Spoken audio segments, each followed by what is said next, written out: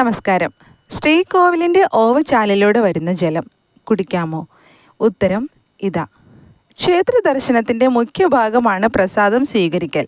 പൂജാരിയിൽ നിന്ന് തീർത്ഥം വാങ്ങിയ ശേഷമാണ് നാം പ്രസാദം സ്വീകരിക്കുന്നത്. അഭിഷേകം ചെയ്ത തീർത്ഥം ശ്രീകോവിലിൻ്റെ ഓവുചാലിലൂടെ പുറത്തേക്ക് ഒഴുക്കിവിടുന്നു.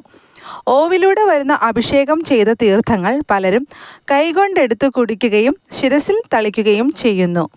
എന്നാൽ ഇത് ക്ഷേത്ര ദർശനത്തിലൂടെ ആർജിച്ചെടുത്ത എല്ലാ പോസിറ്റീവ് ഊർജവും ഇതിലൂടെ നഷ്ടപ്പെടുമെന്നാണ് ആചാര്യന്മാർ പറഞ്ഞിട്ടുള്ളത്.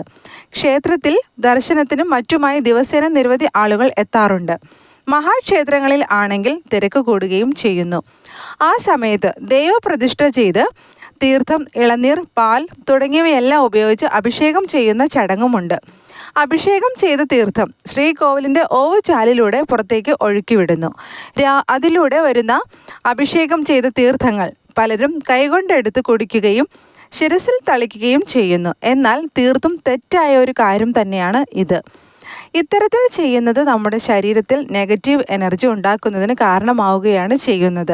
ക്ഷേത്ര ദർശനത്തിലൂടെ ആർജിച്ചെടുത്ത എല്ലാ പോസിറ്റീവ് ഊർജവും ഇതിലൂടെ നിങ്ങൾക്ക് നഷ്ടപ്പെടുന്നു.